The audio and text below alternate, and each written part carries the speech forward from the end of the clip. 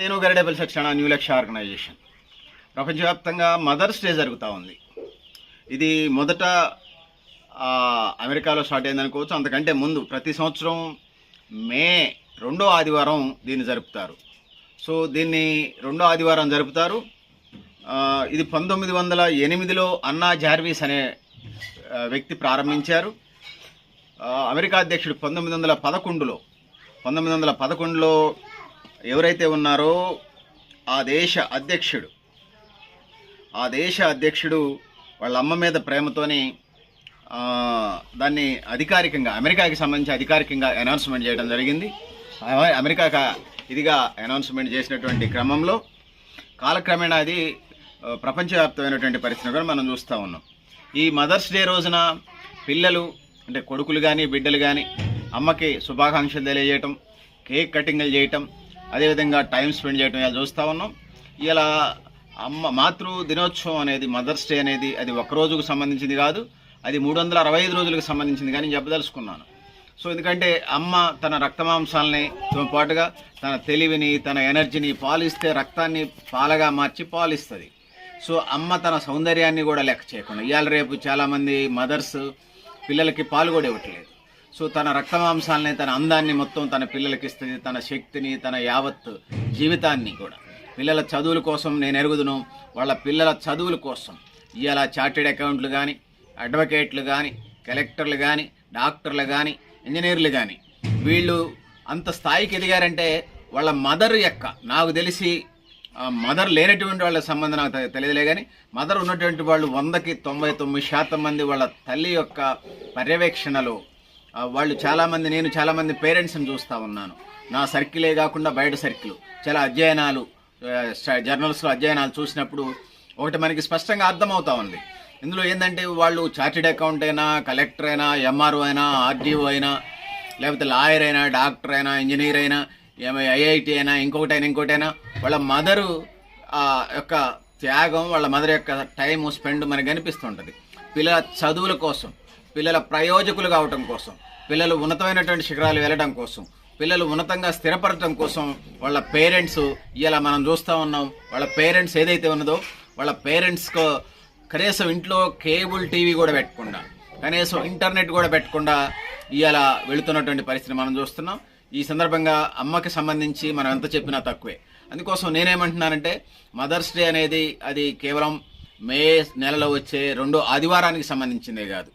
అన్నా జార్విస్ ప్రారంభించినటువంటి ఈ యొక్క కార్యక్రమం తర్వాత అమెరికా అధ్యక్షుడు 1919 నుంచి అంటే 1911లో స్టార్ట్ అయింది.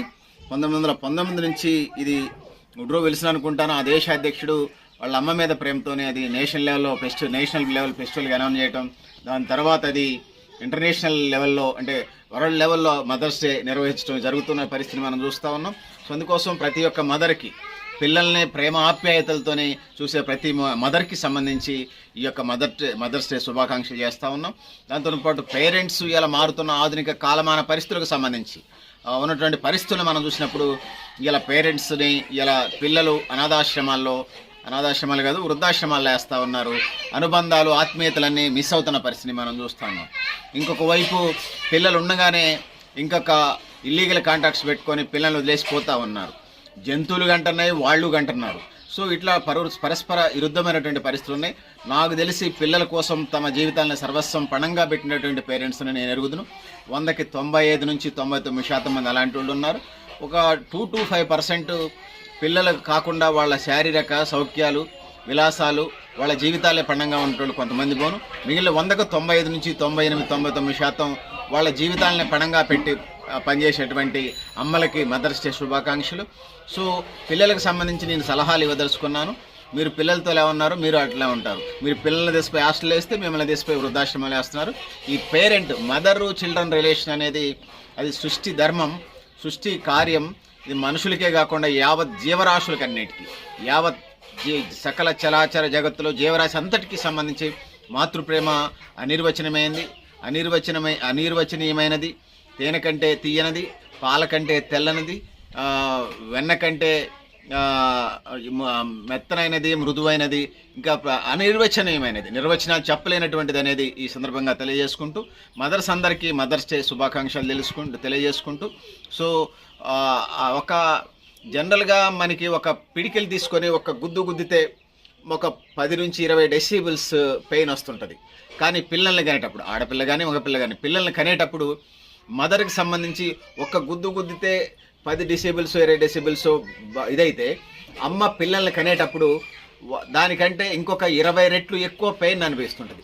అంత పెయిన్ని అనుభవిస్తూ ఒక్కొక్క దశలో మదరు ఏదైతే ఉన్నారో మాతా శిశు మరణాలు మనం తీసుకున్నప్పుడు పిల్లలు జన్మనిచ్చిన తర్వాత తల్లులు కూడా చనిపోతూ ఉంటారు. అంటే తమ కంటే తమ పిల్లలు బాగుండాలి, తన జీవితం ఉన్నా లేకపోయినా తన పిల్లల భవిష్యత్ బాగుండాలని చెప్పేసి యావత్ సమాజానికి, యావత్ ప్రపంచానికి రోల్ మోడల్గా ఇదిగా మనం చూస్తూ ఉన్నాం. సో ఇట్లాంటి త్యాగమూర్తులందరికీ కూడా వేలాది లక్షలాది కోట్లాది ప్రణామాలు తెలియజేసుకుంటూ సో సమాజ నిర్మాణానికి అమ్మలు చాలా మూల కారణం. సమాజాన్ని నడిపించడంలో అమ్మలు కీలకం. సమాజాన్ని దిశ నిర్దేశం చేసేది అమ్మలు. వాళ్ళందరికీ కూడా ప్రణామాలు తెలియజేసుకుంటూ ఆకాశంలో సగం, అవకాశాల్లో సగం, అన్నిట్లలో సగం. సో ఇలా ఆడపిల్లల్ని పుట్టనిద్దాం, బతకనిద్దాం, చదవనిద్దాం, ఎదగనిద్దాం, గౌరవిద్దాం. ముఖ్యంగా అమ్మలు లేనటువంటి సమాజం ఇలా నాగరికత సమాజం పేరుతోని, ఆధునిక సమాజం పేరుతోని ఇలా కడుపులోనే ఆడపిల్లలు చంపేస్తూ ఉన్నారు. సో దీనికి వ్యతిరేకంగా న్యూ లక్ష్య ఆర్గనైజేషన్, న్యూ లక్ష్య స్వచ్ఛంద సంస్థ పోరాడుతూ ఉంది. కడుపులోనే ఆడపిల్లలను చంపేస్తూ ఉన్నారు. తనకి కనడానికి అమ్మ కావాలి, రాఖీ కట్టడానికి అక్కో చెల్లో కావాలి, మాట్లాడడానికి కాలేజీలోనే ఇన్స్టిట్యూట్లో గర్ల్ ఫ్రెండ్ కావాలి, లవర్ కావాలి, చేసుకోవడానికి పెళ్ళం కావాలి, కానీ కడుపులోనే ఆడపిల్లలు చంపేస్తూ ఉన్నారు. సో ఈ విధి విధానాలు మగజాతి మార్చుకోవాల్సిన అవసరం ఉంది. మాతృస్వామ్య వ్యవస్థ నుంచి పితృస్వామ్య వ్యవస్థ, పురుషాధిక్యత సమాజం నుంచి మారాల్సిన అవసరం ఉన్నది. మనం దేశ ప్రధాని గొప్పోడు, భారత రాష్ట్రపతి గొప్ప, లేకపోతే దేశాధ్యక్షుడు గొప్ప, సర్వ సైన్యాధ్యక్షుడు గొప్ప, ఒక హీరో గొప్ప, ఒక కలెక్టర్ గొప్ప అంటాం. సో వీళ్ళందరినీ ప్రయోజకులను చేయటంలో అమ్మ పాత్ర కీలకం. దేవుడైనా, రాముడైనా, కృష్ణుడైనా, అల్లా అయినా, లేకపోతే జీసస్ క్రైస్ట్ అయినా వాళ్ళందరూ కూడా ఒక అమ్మ బిడ్డలే, అమ్మ కొడుకులే అనేది ఈ సందర్భంగా తెలియజేసుకుంటూ సమాజ నిర్మాణానికి సంబంధించి, సమాజానికి సంబంధించి, వ్యవస్థకు సంబంధించి, కుటుంబ వ్యవస్థకు సంబంధించి మూలాధారం కుటుంబం, ఈ ప్రపంచానికి మూలాధారం కుటుంబం. ఆ కుటుంబానికి మెయిన్ హెడ్ బాస్ అమ్మ అని తెలియజేసుకుంటూ, అమ్మ గురించి ఎంత చెప్పినా తక్కువ అని తెలియజేసుకుంటూ లేటెస్ట్గా కొన్ని అప్డేట్సే పెట్టుకున్నాను. ప్రిపేర్ కావడానికి పనుల ఒత్తిడి వల్ల సాధ్యం కాలేదు. మరిన్ని అంశాలు డిస్క్రిప్షన్లో కూడా రాసే ప్రయత్నం చేస్తాను. పెద్దలారా, మిత్రులారా, మీరు కూడా మీ అభిప్రాయాలను కామెంట్ బాక్స్లో రాయని అని తెలియజేస్తూ నేను గరిడేపల్లి సత్యనారాయణ, న్యూ లక్ష్య ఆర్గనైజేషన్. థ్యాంక్ యూ అని అనాలి పెద్దలారా, మిత్రులారా.